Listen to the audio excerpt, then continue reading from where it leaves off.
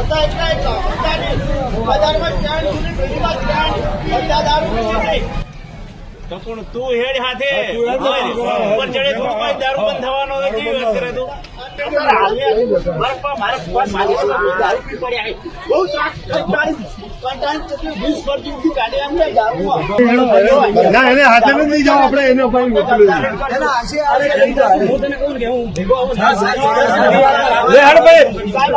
ડીસા તાલુકાના જૂની ભીલડી ગામે એક યુવક પાણીની ટાંકી ઉપર ચડી ગયો હતો. આ ઘટનાને કારણે ગામમાં થોડા સમય માટે ચિંતા અને અફરાતફરીનો માહોલ સર્જાયો હતો.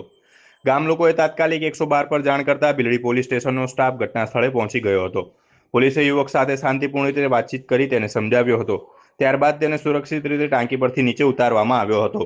યુવક નીચે ઉતર્યા બાદ તેણે જણાવ્યું હતું કે ગામમાં છેલ્લા કેટલાક દિવસોથી દેશી દારૂનું વેચાણ થતું હોવા છતાં યોગ્ય કાર્યવાહી ન થતાં તેણે આ પગલું ભર્યું હતું. આ ઘટના બાદ ભીલડી પોલીસે મામલાને ગંભીરતાથી લીધો હતો.